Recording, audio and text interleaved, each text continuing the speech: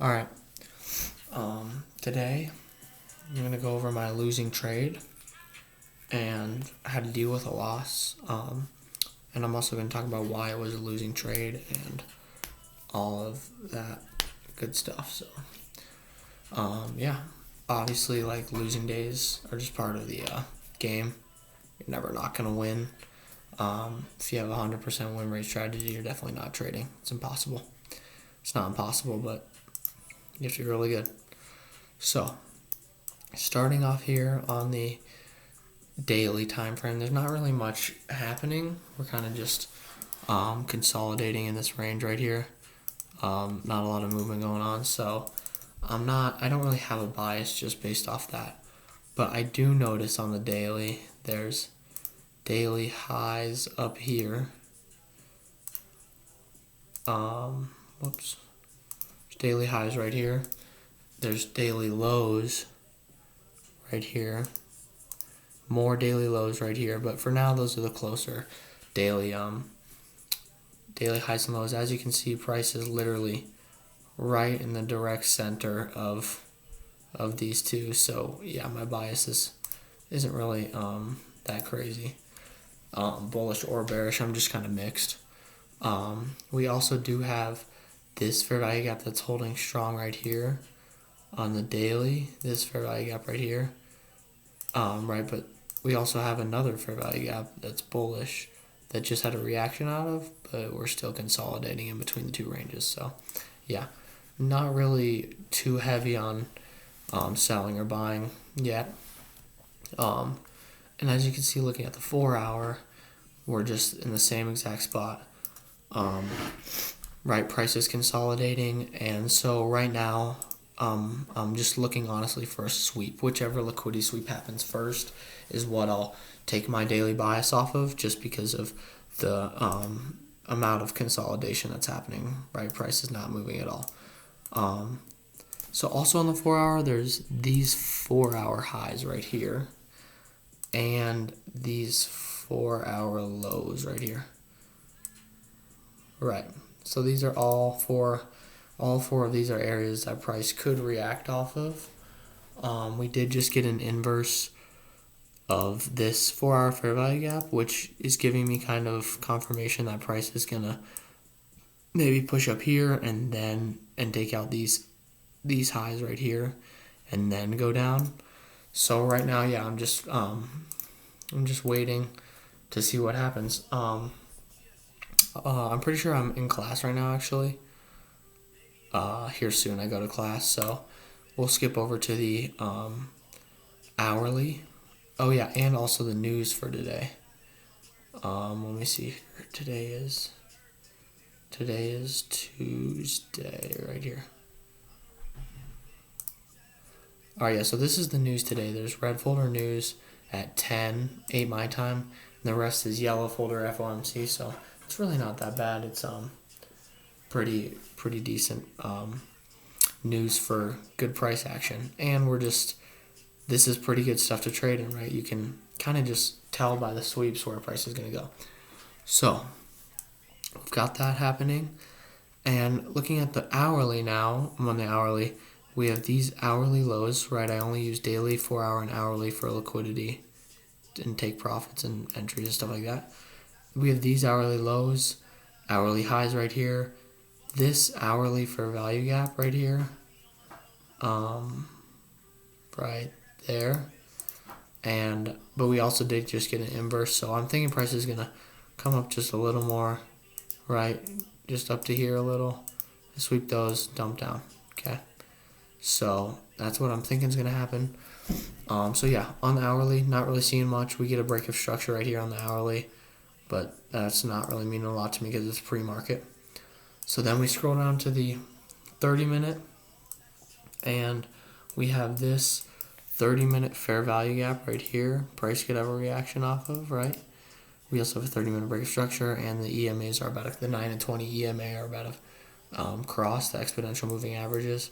So that's also just a little extra confluence. we did sweep. We just swept this high right here. So if there was a break of structure on the 5 minute, we just swept this high. If there's a break of structure on the 5 minute, I would be waiting for a fair value gap, and then I would be looking to enter in a trade. So yeah, we go to the 15 minute. There's not a 15 minute fair value, or there kind of is a 15 minute fair value gap. It's not too big, basically in the same as the 30 minute fair value gap. So yeah, so price is right here. Now I go to the 5 minute, and I'm just, whoops. So now I'm just waiting simply to see what happens. Wait for a break of structure maybe, or a sweep of this high, which we just have right now. So just depending on what happens, if there is no break of structure, right in this area, I would expect price to continue up. If price does decide to break structure right here, I'm looking to short, right? So yeah, that's basically what I'm just looking for. So I mark out market open, which is 9:30 right here, and now I'm just waiting to see what happens. We did just sweep. These are 4-hour highs, I'm pretty sure. Yeah, we did just come into 4-hour highs to sweep, so this could be a potential area where price could have a large reaction to the downside. So now I'm just waiting, and the most recent break of structure is all the way down here, right? But I also count an inverse fair value gap as a break of structure. So we have this inverse fair value gap right here, and we're just waiting for that to get closed below.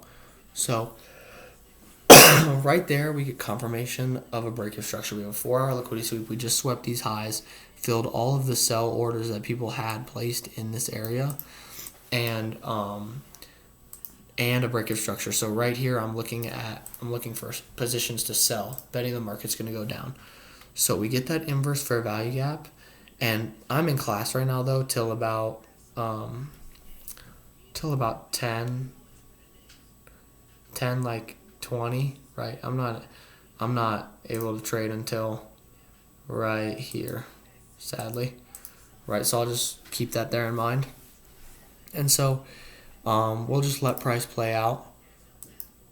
Boom, we get this big down move right here, and then this. So there hasn't been a 5 minute there has not been a 5 minute fair value gap to enter off of yet, but there has been this 1 minute right here.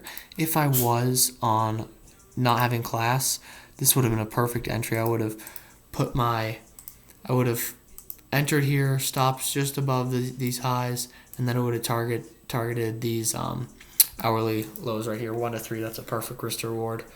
But I was in class, so I didn't actually end up taking that. But that is a great opportunity. I definitely would have, just knowing the strategy and what it all calls for.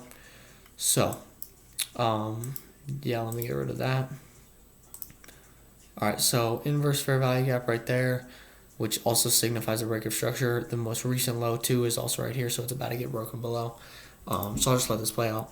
So then we get a real break of structure. Huge move down. There is news at there is Jolt's job openings at 10 o'clock, so right around here. So this next candle I'm pretty sure was pretty big. Yeah.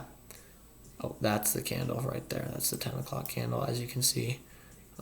Just right here it says right there 10 o'clock. Yeah, 10 o'clock news candle.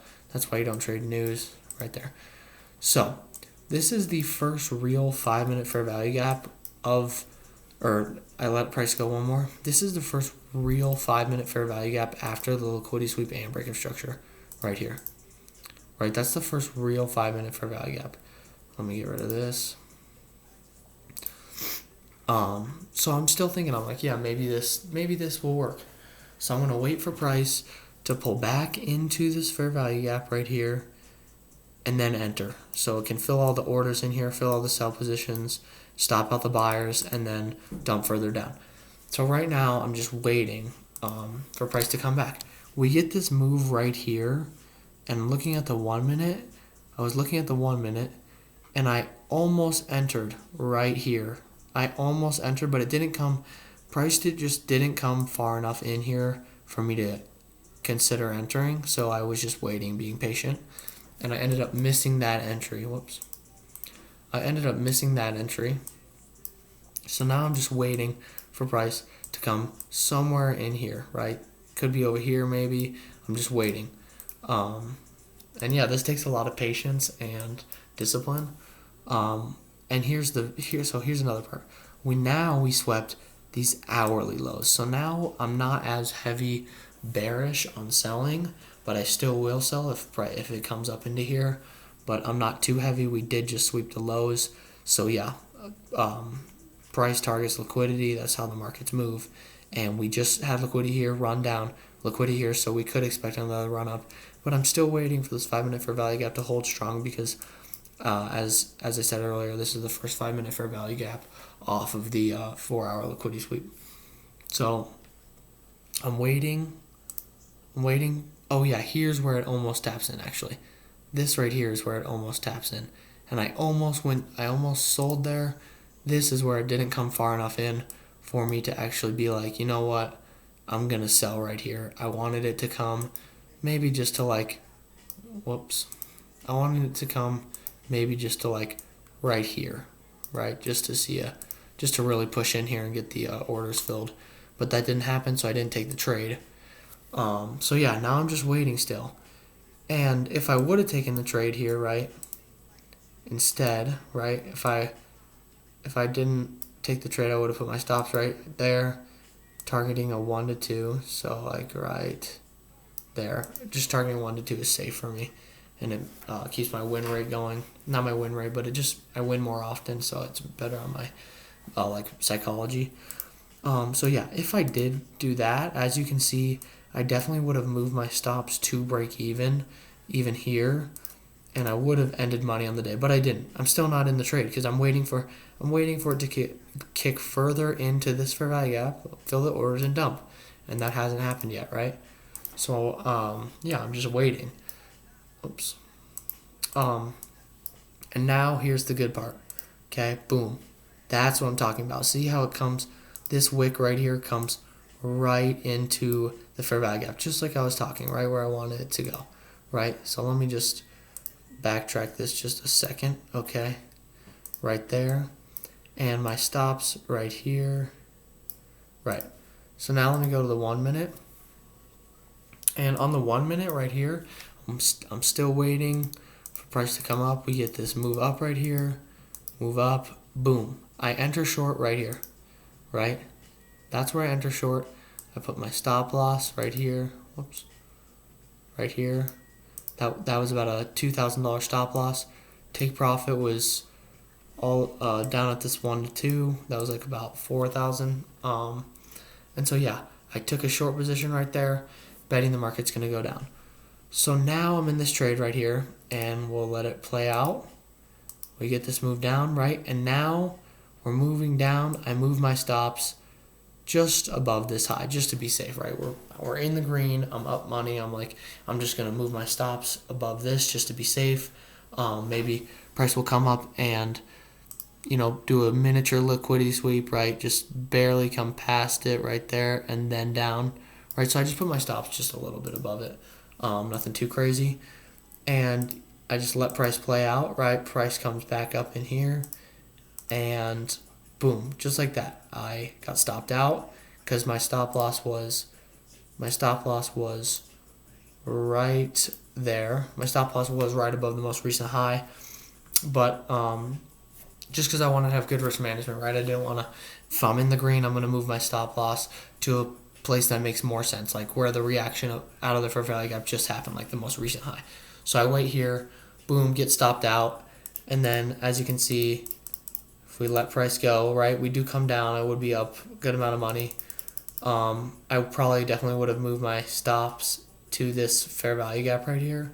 My stop loss just above the fair value gap for maybe like plus $300, but I didn't. I already got stopped out. And just playing through the rest of this, you can see that eventually I would have got stopped out for the full $2,500 right there, right? But since I have good risk management and I put my stops right here, I got stopped out right here by this wick, and only ended up losing about, let me see if I can do this, only ended up losing about, only ended up losing about $660. This $200 loss was an accidental trade off of over here. Let me see if I can find that. Or no, it was a trade off of right here in this area. I accidentally clicked the sell button too early and got filled horrible, so I just canceled the trade. So I guess I did lose like 800, but that wasn't part of the trade. So I wouldn't really count it. But yeah, I did get stopped out. I'm extremely happy that I have good risk management skills and was able to manage that loss and only lose 500 instead of a $2,500 losing day. Right, that would have sucked. But honestly, it just comes with patience and time, like learning, just learning like when to not be like fearful of losing money, when to move your stop loss, and all that good stuff. Obviously, in this trade, the ideal situation is I have time to Mr. No. Obviously, that's my cat. Obviously, in this situation, ideally I would have time to trade the Ideally, I would have time to trade the. My cat's tweaking out. Ideally, what is that? Maybe I'm tweaking. Ideally, I would have time to trade right after the break of structure or inverse fair value gap, and take shorts off of price coming into this fair value gap, which is the most recent fair value gap after the liquidity sweep and break of structure will be the strongest fair value gap to have the reaction off of. That's something I've learned throughout the past month. So obviously, like instead of this fair value gap entering, it wasn't as strong versus this one, even though it's smaller, just ripped to the downside. I would have hit a nice trade right there. So yeah, I'm really not upset about the day. It was a losing day, but I did learn a lot, and I learned that risk management is everything. Like, just having good risk management. Right, I risked 2% on this trade, anyways, and I ended up only losing like 0.5% of my account because I was able to move my stop and catch me out of that loss before it became a big problem. Right. So yeah, I definitely am just like needing to be more attentive to the charts when I actually am trading, and hopefully one day I won't have class so I can hit moves like this, but I'm not too upset about missing that move. Just because, yeah, you miss the move, it's like missing a taxi, right? You're not going to chase down the street to get that thing. You just call another one, which this was the other taxi right here. I did end up putting the stops there, and yeah. But I'm also just extremely happy with how I managed that. I'm also happy that I stayed patient and didn't enter when price came right here. Just because I knew what I wanted. I wanted price to come up further into the fair value gap to enter off. If I entered right there, I would have made a little money probably, right, like $800 or something, but I didn't. And I'm glad that my emotions were able to keep me from entering a trade before it came to the area of interest that I wanted, right? Being patient enough to wait for price to do all of this stuff, right? I wait for price to do all of this stuff, and that's a lot of time, right? That's like an hour of me just waiting because I have an ideal area where I think price will come and then have a reaction off of.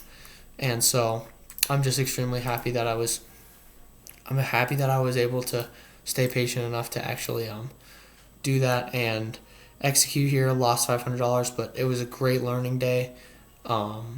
As you can see, like I said, they did end up like sweeping these hourly lows, right? And liquidity drives the markets. So when we swept these hourly lows right here, obviously, and then we get a break of structure, like someone probably took this trade if they were bullish, right? You get a liquidity sweep on the hourly, the most recent break of structure right here, and then this fair value gap right here, this fair value gap right here after the, here, let me just do this. Okay, that's better.